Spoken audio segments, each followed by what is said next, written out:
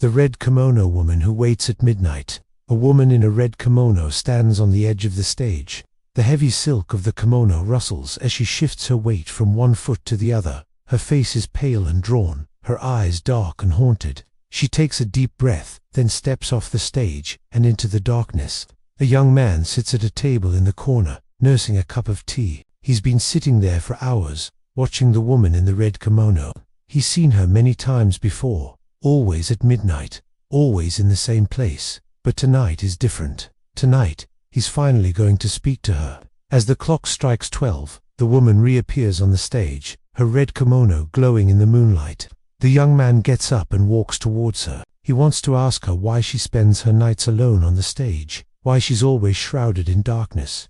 But as he approaches, he sees a small cut on her wrist, a single drop of blood on the white bandages. Suddenly, the woman turns and runs. The young man chases after her, his questions forgotten. He runs through the empty theater, over velvet seats and across the stage. The woman disappears into a small room off the stage. The young man follows and finds her kneeling by a wooden box. "Why do you cut yourself?" he asks. The woman looks up, startled.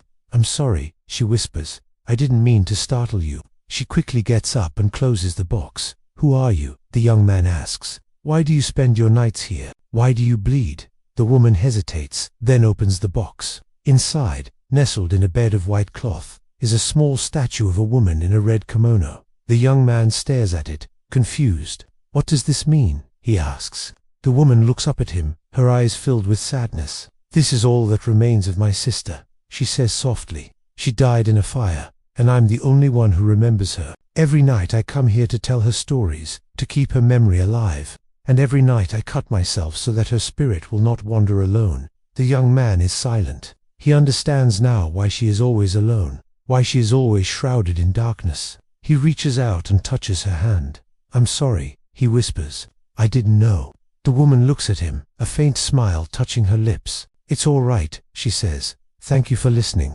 And as the first rays of sunlight begin to peek through the cracks in the curtains, the woman in the red kimono stands up and disappears into the darkness, leaving the young man alone in the box with the memories of a woman who waits at midnight.